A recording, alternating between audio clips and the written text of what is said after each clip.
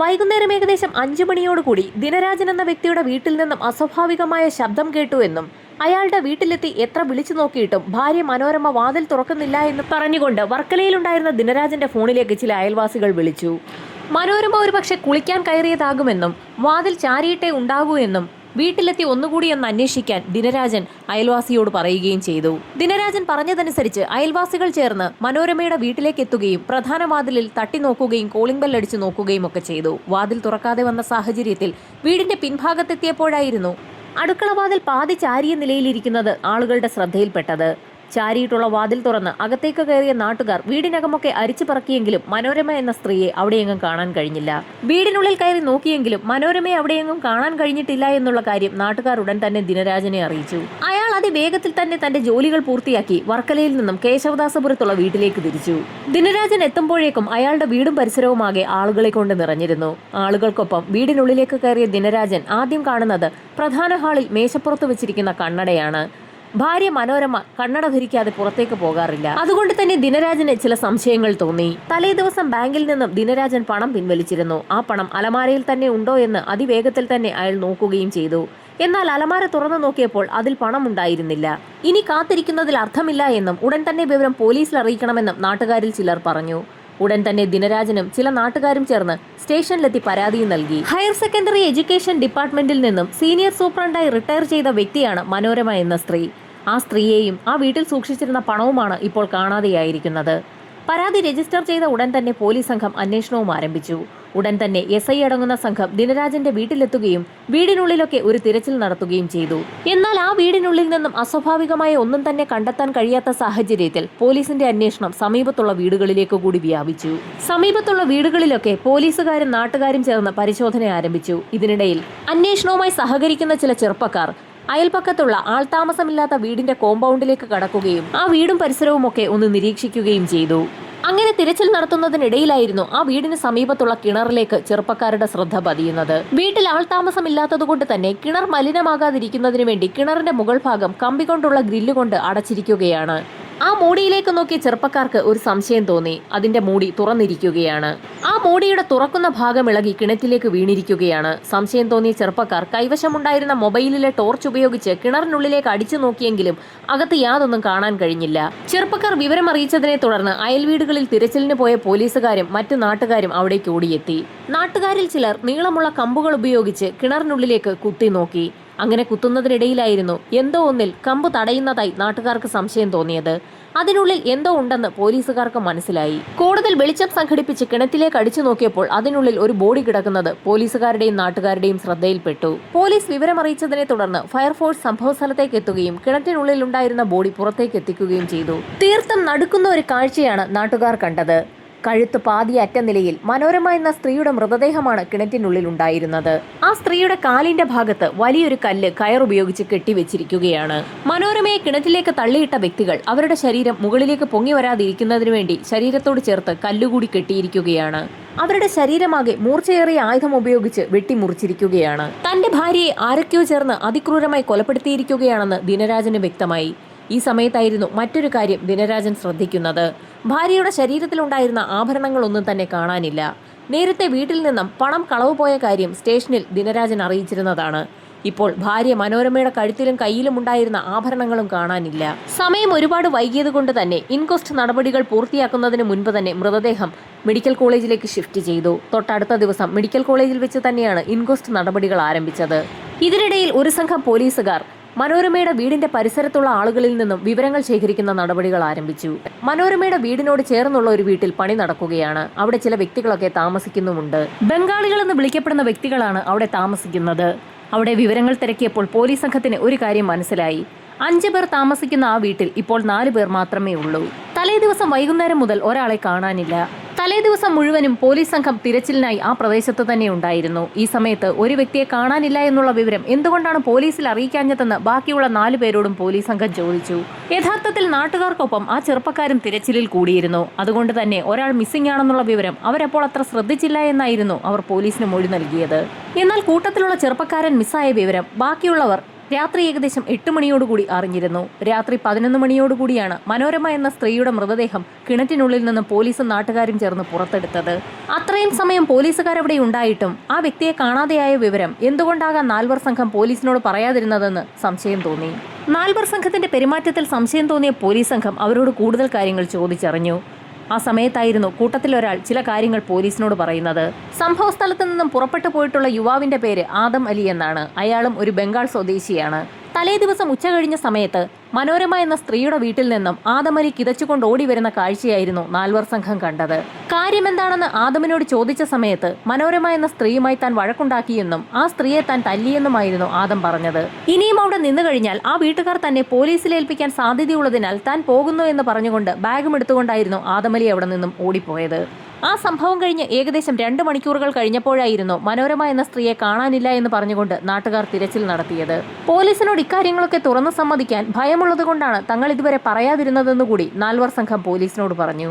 ബംഗാളികളെ ആ വീട്ടിൽ താമസിപ്പിച്ചിരിക്കുന്ന കോൺട്രാക്ടറുമായി ബന്ധപ്പെട്ട് ബംഗാളികളുടെയൊക്കെ ഡീറ്റെയിൽസ് എടുക്കുന്നതിന് പോലീസ് സംഘം ഒരു ശ്രമം നടത്തി. കൂട്ടത്തിൽ ആദം അലിയെക്കുറിച്ചുള്ള മുഴുവൻ വിവരങ്ങളും ശേഖരിക്കാൻ ഒരു സംഘം പോലീസുകാർ പുറപ്പെട്ടു. ഇതേ സമയം തന്നെ SI ഉൾപ്പെടുന്ന സംഘം മനോരമ കിടന്ന കിണറിന് സമീപത്ത് ഒരു പരിശോധന നടത്തി. ആ സമയത്താണ് ചില കാര്യങ്ങളൊക്കെ പോലീസിന്റെ ശ്രദ്ധയിൽപ്പെടുന്നത്. കിണറിന്റെ ഭാഗത്തുകൂടി എന്തോ ഒന്ന് വലിച്ചിഴച്ച് കൊണ്ടുപോയതിന്റെ എല്ലാ ലക്ഷണങ്ങളുമുണ്ട്. വലിച്ചുകൊണ്ടുപോയിരിക്കുന്നത് ഭാരമുള്ള എന്തോ വസ്തുവാണ്. ആ 2 വീടുകളുടെയും കോമ്പൗണ്ടുകൾ തമ്മിൽ വേർതിരിക്കുന്ന ഭാഗത്ത് രക്തത്തുള്ളികൾ വീണ് കിടപ്പുണ്ട്. മനോരമ എങ്ങനെയാകാം അവരുടെ വീടിന്റെ കോമ്പൗണ്ടിൽ നിന്നും കിണറുള്ള വീടിന്റെ ഭാഗത്തേക്ക് എത്തിയതെന്ന് പോലീസിന് സംശയം തോന്നി.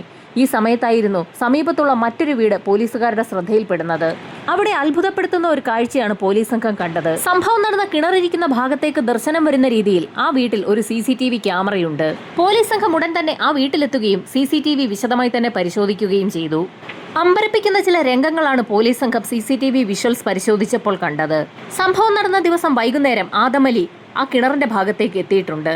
അയാൾ ഒറ്റയ്ക്കാണ് കിണറിന്റെ ഭാഗത്തേക്ക് എത്തിയിട്ടുള്ളത്. അവൻ ശരിക്കും ബുദ്ധിമുട്ടിയാണ് ആ കിണറിന്റെ ഭാഗത്തേക്ക് നടന്നു വരുന്നത്. അവന്റെ കയ്യിൽ എന്തോ ഉണ്ടെന്ന് പോലീസ് സംഘത്തിന് മനസ്സിലായി. അവൻ കയ്യിൽ കൊണ്ടുവന്നിട്ടുള്ളത് ഭാരമേറിയ എന്തോ വസ്തുവാണ്. അത് കിണറ്റിലേക്ക് ഇടാൻ അവൻ ശ്രമിച്ചിട്ടുണ്ടെന്നും CCTV വിഷ്വൽസിൽ നിന്നും വ്യക്തമായി. എന്നിരുന്നാലും സംഭവം നടന്ന ദിവസം വൈകുന്നേരം ആദം അലി കിണറിന് സമീപത്തേക്ക് എത്തിയിട്ടുണ്ടെന്ന് പോലീസ് സംഘം ഉറപ്പിച്ചു. അത് മാത്രവുമല്ല, ആദമിന്റെ സുഹൃത്തുക്കൾ പറഞ്ഞതനുസരിച്ച് സംഭവം നടന്ന ദിവസം ആദം അലി മനോരമ എന്ന സ്ത്രീയെ ഉപദ്രവിച്ചിട്ടുണ്ട്. മനോരമയുടെ മരണവുമായി ആദമിന് ബന്ധമുണ്ടെന്ന് തന്നെ പോലീസ് സംഘം ഉറപ്പിച്ചു. അവൻ ബംഗാളിലേക്ക് കടന്നു കളഞ്ഞിരിക്കാമെന്ന് ഉറപ്പിച്ച പോലീസ് സംഘം തമ്പാനൂർ റെയിൽവേ സ്റ്റേഷനിലെത്തുകയും അവിടുത്തെ CCTV വിഷ്വൽസ് പരിശോധിക്കുകയും ചെയ്തു. വൈകുന്നേരം 4:45 ആദം അലി റെയിൽവേ സ്റ്റേഷനിലെത്തിയതിന്റെ എല്ലാ തെളിവുകളും പോലീസ് സംഘത്തിന് ലഭിച്ചു. റെയിൽവേ സ്റ്റേഷനിൽ നിന്നും 4:15 ഷാലിമാർ എക്സ്പ്രസ് പുറപ്പെടും. എന്നാൽ ആദം അലി എത്തിയതാകട്ടെ 4:45. അതുകൊണ്ട് തന്നെ അയാൾക്ക് ട്രെയിൻ കിട്ടിക്കാണാൻ സാധ്യതയില്ല എന്ന് പോലീസ് സംഘം ഉറപ്പിച്ചു. പിന്നീട് ബംഗാളിലേക്ക് പോകണമെങ്കിൽ അടുത്ത ട്രെയിനിന് വേണ്ടി ഒരു ദിവസം കാത്തിരിക്കേണ്ടി വരും. ഒരു ദിവസം മുഴുവൻ ആദം അലി റെയിൽവേ സ്റ്റേഷനിൽ കഴിച്ചു കൂട്ടാൻ സാധ്യതയില്ല. അതുകൊണ്ട് തന്നെ മറ്റുള്ള ട്രെയിനുകളുടെ സമയവുമൊക്കെ പോലീസ് സംഘം ഒരു വിശദമായ പരിശോധനയ്ക്ക് വിധേയമാക്കി. ആ സമയത്തായിരുന്നു ചെന്നൈക്ക് ട്രെയിൻ ഉണ്ടെന്നുള്ള കാര്യം പോലീസിന്റെ ശ്രദ്ധയിൽപ്പെടുന്നത്. ചെന്നൈക്കുള്ള ട്രെയിനിൽ കയറിപ്പറ്റിയാൽ ഷാലിമാർ എക്സ്പ്രസ് ചെന്നൈയിലെത്തുന്ന സമയത്ത് അതിൽ കയറിപ്പറ്റാൻ കഴിയും. അക്കാര്യം മനസ്സിലാക്കിയ പോലീസ് സംഘം റെയിൽവേ പ്രൊട്ടക്ഷൻ പോലീസിനെയും ചെന്നൈ പോലീസ് സ്റ്റേഷനിലും വിവരം അറിയിച്ചു. ചെന്നൈ പോലീസും റെയിൽവേ പ്രൊട്ടക്ഷൻ പോലീസും കാത്തുനിന്ന സമയത്തായിരുന്നു പ്ലാറ്റ്ഫോമിലേക്ക് ആ ചെറുപ്പക്കാരൻ വന്നിറങ്ങിയത്. പ്ലാറ്റ്ഫോമിൽ ഇറങ്ങിയ ആദം അലി ഷാലിമാർ എക്സ്പ്രസ് അവിടെ നിന്നും കടന്നുപോയിട്ടുണ്ടോ എന്നൊന്ന് അന്വേഷിക്കുന്നതിനിടയിലായിരുന്നു അയാളുടെ പിന്നിൽ നിന്നും ഏതോ അപരിചിതർ ആദം അലി എന്നുറക്കെ വിളിക്കുന്നത്. ആദം അലിക്ക് എന്തെങ്കിലും ചെയ്യാനോ പറയാനോ കഴിയും മുൻപ് തന്നെ റെയിൽവേ പോലീസുകാർ അയാളെ പിടികൂടിയിരുന്നു. ആദമിനെ അവിടെ നിന്നും പിടികൂടിയ പോലീസുകാർ അയാളെ എത്തിച്ചത് കോടതിയിലാണ്. കോടതി കേരള പോലീസിന് ആദമിനെ കൈമാറാനുള്ള ഉത്തരവുമിട്ടു. ആദം അലിയുടെ കൈവശമുണ്ടായിരുന്ന ബാഗ് പോലീസ് സംഘം വിശദമായ പരിശോധനയ്ക്ക് വിധേയമാക്കിയെങ്കിലും ബാഗിനുള്ളിൽ നിന്നും സ്വർണം മാത്രം പോലീസിന് ലഭിച്ചില്ല. എന്നാൽ ദിനരാജന്റെ വീട്ടിൽ നിന്നും മോഷ്ടിച്ച 60,000 രൂപ ആദമിന്റെ ബാഗിൽ തന്നെ ഉണ്ടായിരുന്നു. ആദം അലിയെ കസ്റ്റഡിയിലെടുത്ത പോലീസ് സംഘം തൊട്ടടുത്ത ദിവസം തന്നെ തെളിവെടുപ്പിനായി അയാളെ കേശവദാസപുരത്തുള്ള ദിനരാജന്റെ വീട്ടിലേക്ക് എത്തിച്ചു. പണിക്ക് നിൽക്കുന്ന ബംഗാളികൾ ആ വീട്ടിൽ നിന്നും സ്ഥിരമായി വെള്ളം വാങ്ങാറുണ്ട്. ആദം അലി സ്ഥിരമായി ദിനരാജന്റെ വീട്ടിലെത്തുകയും മനോരമയുടെ കയ്യിൽ നിന്നും വെള്ളം വാങ്ങി കുടിക്കുകയും ചെയ്യുമായിരുന്നു എന്നുള്ള കാര്യം നാട്ടുകാരെ ചോദ്യം ചെയ്തപ്പോൾ പോലീസ് സംഘത്തിന് മനസ്സിലായി. തെളിവെടുപ്പിനിടയിൽ നടന്ന കാര്യങ്ങളൊക്കെ ആദം അലി പോലീസുകാരോട് ഏറ്റുപറഞ്ഞു. ആദം പലപ്പോഴും ആ വീട്ടിൽ നിന്നും വെള്ളം വാങ്ങി കുടിച്ചിട്ടുണ്ട്. ആ സമയത്തൊക്കെ വീട്ടുടമസ്ഥയായ മനോരമയെ അയാൾ ശ്രദ്ധിച്ചിരുന്നു.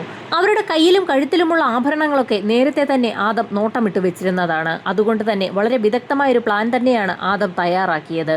സംഭവം നടന്ന ദിവസം രാവിലെ അവർ താമസിച്ചുകൊണ്ടിരുന്ന വീടിന്റെ മുകളിലേക്ക് കയറിയ ആദമലി ചുറ്റുപാടൊക്കെ നിരീക്ഷിച്ചു. ഈ സമയത്തായിരുന്നു വീട്ടുടമസ്ഥനായ ദിനരാജൻ ആ വീട്ടിൽ നിന്നും യാത്ര പറഞ്ഞ് പുറത്തേക്ക് എവിടെയോ പോകുന്നത് ആദമലിയുടെ ശ്രദ്ധയിൽപ്പെടുന്നത്. ആ സമയത്ത് മനോരമ ഒറ്റയ്ക്ക് വീട്ടിലേക്ക് കയറിപ്പോകുന്നതും ആദം ശ്രദ്ധിച്ചിരുന്നു. സമീപത്തുള്ള വീടുകളിലെ ആളുകളൊക്കെ ജോലിക്കായി പോയിരിക്കുകയാണ്. അതുകൊണ്ട് തന്നെ പ്രദേശത്തൊന്നും അധികം ആളുകളൊന്നും ഇല്ല എന്ന് ആദമലി ഉറപ്പിച്ചു. അടുക്കളവാതിൽ തുറന്ന് വീടിന്റെ പിൻഭാഗത്തേക്ക് മനോരമ പോകുന്നതും ആദമലി ശ്രദ്ധിച്ചിരുന്നു. അതിവേഗത്തിൽ തന്നെ ആദമലി അവിടെ നിന്നും ഇറങ്ങി മനോരമയുടെ വീടിന് സമീപത്തേക്ക് എത്തി. മനോരമയുടെ വീടിന്റെ പിൻഭാഗത്ത് ചെറിയൊരു പൂന്തോട്ടമുണ്ട്. ആ തോട്ടത്തിൽ നിന്നും കുറച്ച് പൂക്കൾ പറിച്ചു നൽകണമെന്ന് ആദമലി തനിക്കറിയാവുന്ന മലയാളത്തിൽ ആ സ്ത്രീയോട് പറയുകയും ചെയ്തു. വർഷങ്ങളായി കേരളത്തിലായതുകൊണ്ട് തന്നെ ആദമലിക്ക് മലയാളം കേട്ടാൽ നന്നായി മനസ്സിലാകും. നല്ല രീതിയിൽ മലയാളം സംസാരിക്കാനും അറിയാം. അത് കേട്ടപ്പോൾ തന്നെ മനോരമ കുറച്ച് പൂക്കൾ പറിക്കുന്നതിന് വേണ്ടി ചെടി നിൽക്കുന്ന ഭാഗത്തേക്ക് തിരിഞ്ഞു. ഈ സമയത്തായിരുന്നു മനോരമയുടെ പിന്നിൽ നിന്നിരുന്ന ആദമലി അപ്രതീക്ഷിതമായി ആ സ്ത്രീയുടെ വായും മൂക്കും പൊത്തിപ്പിടിച്ചത്. അവർ ശബ്ദമുണ്ടാക്കാൻ ശ്രമിച്ച സമയത്തായിരുന്നു കൈവശമുണ്ടായിരുന്ന കത്തി ഉപയോഗിച്ച് മനോരമയുടെ കഴുത്തിലേക്ക് ആഞ്ഞു വെട്ടിയത്. ശേഷം മനോരമയുടെ സാരിത്തലപ്പ് ഉപയോഗിച്ച് തന്നെ ആദമലി അവരുടെ കഴുത്തിൽ കുരുക്കിടുകയും അത് മുറുക്കുകയും ചെയ്തു. ഏതാനും നിമിഷങ്ങൾക്കകം തന്നെ ആ സ്ത്രീയുടെ മരണം സംഭവിക്കുകയും അവർ താഴെ വീഴുകയും ചെയ്തു. ഈ സമയത്തായിരുന്നു ഞെട്ടിക്കുന്ന ഒരു കാര്യം ആദമലിക്ക് മനസ്സിലായത്. ആ സ്ത്രീയുടെ ശരീരത്തിൽ ആഭരണങ്ങളൊന്നുമില്ല. ഏതാനും നിമിഷങ്ങൾക്ക് മുൻപ് ദിനരാജനെ യാത്രയാക്കാൻ മനോരമ വീടിന്റെ മുൻഭാഗത്തെത്തിയപ്പോൾ വീടിന്റെ മുകളിൽ നിന്നും ആ വീട് നിരീക്ഷിച്ചുകൊണ്ടിരുന്ന ആദമലി മനോരമയുടെ ശരീരത്തിൽ ആഭരണങ്ങൾ കിടക്കുന്നത് കണ്ടതാണ്. ആ സ്ത്രീ കുളിക്കാൻ പോകുന്നതിന് മുന്നോടിയായി തന്റെ ആഭരണങ്ങൾ ഊരിവെച്ചതാകാമെന്ന് ആദമലിക്ക് മനസ്സിലായി. കഴിഞ്ഞ ഒരു മാസത്തെ നിരീക്ഷണത്തിനിടയിൽ ആദമലി അക്കാര്യങ്ങളൊക്കെ മനസ്സിലാക്കി വെച്ചിട്ടുണ്ട്. എത്രയും വേഗം മനോരമയുടെ മൃതദേഹം അവിടെ നിന്ന് മാറ്റണമെന്ന് ആദമലി തീരുമാനിച്ചു. അതിനുള്ള മാർഗവും നേരത്തെ തന്നെ ആദം മനസ്സിൽ കണ്ടിട്ടുണ്ട്. ദിനരാജന്റെ വീടിനോട് ചേർന്നുള്ള ആൾതാമസമില്ലാത്ത വീടിന്റെ കിണറ്റിൽ മനോരമയുടെ മൃതദേഹം തള്ളാനാണ് ആദമലി തീരുമാനിച്ചിട്ടുള്ളത്. എന്നാൽ ദിനരാജന്റെ വീടും സമീപത്തെ വീടും തമ്മിൽ വേർതിരിക്കുന്ന ഒരു മതിലുണ്ട്. ആ മതിലിന് മുകളിലാകട്ടെ നിറയെ ആണിയടിച്ച് വെച്ചിരിക്കുകയാണ്. അതിനു മുകളിലൂടെ എങ്ങനെ മനോരമയുടെ മൃതദേഹം ആ കിണറിന് സമീപത്തേക്ക് എത്തിക്കുമെന്ന് ആദമലി ആലോചിക്കുന്നതിനിടയിലായിരുന്നു മനോരമയുടെ വീടിന്റെ പിൻവശത്ത് ഉണക്കാനിട്ടിരിക്കുന്ന തൊണ്ടുകൾ അയാളുടെ ശ്രദ്ധയിൽപ്പെട്ടത്. അതിവേഗത്തിൽ തന്നെ ആദം ആ തൊണ്ടുകൾ പറക്കി മതിലിന് മുകളിൽ പിടിപ്പിച്ചിട്ടുള്ള ആണികൾക്ക് മുകളിലേക്ക് നിരത്തിവെച്ചു. ഒരു മെത്ത പോലെ തന്നെ ആ തൊണ്ടുകൾ മതിലിന് മുകളിൽ അടുക്കി. അതിനുശേഷം മനോരമയുടെ മൃതദേഹം ആ മതിലിനോട് ചേർത്ത് നിർത്തുകയും ചെയ്തു. അതിനുശേഷം ആ തൊണ്ടിൽ ചവിട്ടി ആദം മറുപുറത്ത് ചാടുകയും അവിടെ നിന്നുകൊണ്ട് തന്നെ മനോരമയുടെ തല പിടിച്ചു വലിച്ച് തല താഴോട്ട് കൊണ്ടുവന്ന് അതിസാഹസികമായി അവരുടെ മൃതദേഹം മറുപുറത്തെത്തിച്ചു. തറയിൽ വീണ് കിടക്കുന്ന മനോരമയുടെ മൃതദേഹത്തിലേക്ക് ഒന്ന് നോക്കിയ ശേഷം വീണ്ടും മറുപുറത്ത് ചാടി ആദമലി താമസിച്ചുകൊണ്ടിരിക്കുന്ന പണി നടക്കുന്ന വീടിന് സമീപത്തേക്ക് എത്തുകയും അവിടെ നിന്നും 2 തവണയായി 4 ഇഷ്ടികകൾ വീതം സംഘടിപ്പിച്ചു കൊണ്ടുവന്ന് മനോരമയുടെ ശരീരത്തിലേക്ക് വെച്ച് കെട്ടുകയും ചെയ്തു. മൃതദേഹം കിണറ്റിലേക്കിടുന്ന സമയത്ത് ബോഡി പൊങ്ങി വരാതിരിക്കുന്നതിന് വേണ്ടിയാണ് അത്തരത്തിലൊരു മാർഗം ആദമലി പ്രയോഗിച്ചത്. മനോരമയുടെ ശരീരത്തിൽ ഇഷ്ടികകൾ വെച്ച് കെട്ടിയ ശേഷം അവരുടെ മൃതദേഹം വലിച്ചിഴച്ച് ആൾതാമസമില്ലാത്ത വീടിന്റെ കിണറിന് സമീപത്തേക്ക് എത്തിച്ചു. കിണറിന് മുകളിലുള്ള മൂടിയുടെ തുറക്കാൻ കഴിയുന്ന ഭാഗം തുറന്ന ശേഷം മനോരമയുടെ മൃതദേഹം തലകുത്തനെ പിടിച്ച് കിണറ്റിലേക്ക് തള്ളിയിട്ടു. ബോഡി കിണറ്റിലേക്ക് വീഴുന്ന സമയത്ത് മനോരമയുടെ കാലിന്റെ ഭാഗത്ത് കെട്ടിയിരുന്ന ഇഷ്ടികയുടെ ഒരു ഭാഗം തട്ടി ആ കിണറിന്റെ അടപ്പ് കൂടി ഇളകി കിണറ്റിലേക്ക് വീണു. അതിഭീകര ശബ്ദത്തിൽ മനോരമയുടെ മൃതദേഹം കിണറ്റിൽ പതിച്ച സമയത്തായിരുന്നു സമീപത്തെ വീട്ടിലുള്ള ഒരു സ്ത്രീ ആ ശബ്ദം കേട്ടതും നാട്ടുകാരെയൊക്കെ വിവരമറിയിച്ചതും. ഇതിനിടയിൽ ദിനരാജന്റെ വീട്ടിൽ കയറി അലമാരിയിലുണ്ടായിരുന്ന 60,000 രൂപയും ആദമലി കവർന്നെടുത്തിരുന്നു. അവിടെ നിന്നും അവർ താമസിച്ചുകൊണ്ടിരുന്ന വീട്ടിലെത്തി ബാഗ് എടുക്കുന്നതിനിടയിലായിരുന്നു മുറിയിലുണ്ടായിരുന്ന കൂട്ടുകാരൊക്കെ ആദമിനോട് വിവരങ്ങൾ ചോദിച്ചത്. ഈ സമയത്ത് അയൽപക്കത്തെ വീട്ടിലെ മനോരമ എന്ന സ്ത്രീയുമായി താൻ വഴക്കുണ്ടായെന്നും ആ സ്ത്രീയെ താൻ തല്ലിയെന്നും ഇനി ഇവിടെ നിന്നു കഴിഞ്ഞാൽ പോലീസ് തന്നെ പിടികൂടാൻ സാധ്യതയുണ്ടെന്നും അതുകൊണ്ട് താൻ ഇവിടെ നിന്നും പോവുകയാണെന്നും ആദം കൂട്ടുകാരോട് പറഞ്ഞു. ആ സ്ത്രീയെ കൊലപ്പെടുത്താൻ ഉപയോഗിച്ച കത്തി എവിടെയെന്നുള്ള പോലീസിന്റെ ചോദ്യത്തിന് ആദം പോലീസുകാരെ സമീപത്തുള്ള ഒരു ഓടയ്ക്കടുത്തേക്കാണ് കൊണ്ടുപോയത്. ആ ഓടയിൽ നിന്നും ആദമിനെ കൊണ്ട് തന്നെ പോലീസ് സംഘം ആ കത്തി കണ്ടെടുപ്പിച്ചു. ഇനി പോലീസിന് അറിയേണ്ടത് മനോരമയുടെ ശരീരത്തിലുണ്ടായിരുന്ന സ്വർണ്ണാഭരണങ്ങൾ എവിടെയെന്നുള്ളതാണ്. എന്നാൽ സ്വർണം താൻ എടുത്തിട്ടില്ല എന്നുള്ള മറുപടിയാണ് ആദം പോലീസിന് നൽകിയത്. മനോരമയെ കൊലപ്പെടുത്തിയ ശേഷം ദിനരാജന്റെ വീടിനുള്ളിലൊക്കെ ആദമലി വിശദമായ ഒരു തിരച്ചിൽ നടത്തിയിരുന്നു. എന്നാൽ ആ തിരച്ചിലിൽ ആദമിന് ആഭരണങ്ങൾ ലഭിച്ചില്ല. പകരം അലമാരയിലുണ്ടായിരുന്ന 60,000 രൂപ മാത്രമാണ് ലഭിച്ചത്.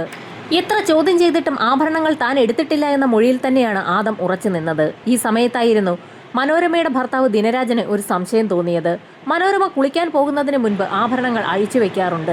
അതെവിടെയാണെന്നും ദിനരാജൻ അറിയാം. സംശയം തോന്നിയ ദിനരാജൻ വീടിനുള്ളിലേക്ക് കടന്ന് ഫ്രിഡ്ജിരിക്കുന്ന ഭാഗത്ത് ഒരു തിരച്ചിൽ നടത്തി. തിരച്ചിലിനൊടുവിൽ ഫ്രിഡ്ജിന് മുകളിൽ ഒരു കവറിലിട്ട് വെച്ച നിലയിൽ മനോരമയുടെ ആഭരണങ്ങൾ കണ്ടെത്തുകയും ചെയ്തു. തെളിവെടുപ്പ് പൂർത്തിയാക്കിയ പോലീസ് സംഘം കുറ്റപത്രം തയ്യാറാക്കി കോടതിയിൽ സമർപ്പിച്ചു. ആദമലിക്ക് വേണ്ടി വാദിക്കാനെത്തിയത് പ്രഗത്ഭരായ വക്കീലന്മാരാണ്. വാദപ്രതിവാദങ്ങൾ പൂർത്തിയായപ്പോഴേക്കും സമയം ഏകദേശം ഉച്ചയോടടുത്തിരുന്നു. അതുകൊണ്ട് തന്നെ ഉച്ചയ്ക്ക് ശേഷം വിധി പ്രഖ്യാപിക്കുമെന്ന് ജഡ്ജി അറിയിക്കുകയും ചെയ്തു. ഉച്ചയ്ക്ക് ശേഷം കോടതി കൂടിയ സമയത്തായിരുന്നു അപ്രതീക്ഷിതമായി എല്ലാവരെയും അമ്പരപ്പിച്ചുകൊണ്ട് ആദമലി അവിടെ നിന്നും ഇറങ്ങി ഓടിയത്. പ്രതിക്കൂട്ടിലുണ്ടായിരുന്ന പ്രതി ആദമലി ഇറങ്ങി ഓടിയത് വലിയ വാർത്തയായി. താഴത്തെ നിലയിലുണ്ടായിരുന്ന പോലീസുകാരും വക്കീലന്മാരും എല്ലാവരും ആദമലിയുടെ പിന്നാലെ ഓടാൻ തുടങ്ങി. വിധി പറയുന്നതിന് മുൻപ് തന്നെ കോടതിയിൽ നിന്ന് പ്രതി ഇറങ്ങി ഓടുന്ന കാഴ്ച തീർത്തും അമ്പരപ്പുളവാക്കുന്നതായിരുന്നു. എന്നാൽ മിടുക്കന്മാരായ കേരള പോലീസ് ആകട്ടെ ആദമിനെ കോടതി വളപ്പിൽ വെച്ച് തന്നെ ഓടിച്ചിട്ട് പിടിച്ചു. പോലീസ് സംഘം വീണ്ടും ആദമിനെ കോടതിക്കുള്ളിലേക്ക് എത്തിച്ചു. ആദമിന്റെ പ്രായം കൂടി കണക്കിലെടുത്ത് കോടതി അവന് ജീവപര്യന്തം തടവാണ് വിധിച്ചത്. അതോടൊപ്പം തന്നെ 90,000 രൂപ പിഴയും. കോടതി വിധിക്കെതിരെ ഹൈക്കോടതിയിൽ ഇപ്പോൾ ആദമലി അപ്പീൽ നൽകിയിരിക്കുകയാണ്. വിധിയിൽ എന്തെങ്കിലും മാറ്റമുണ്ടാകുമോ എന്നുള്ളത് ഉടൻ തന്നെ അറിയാൻ കഴിയും.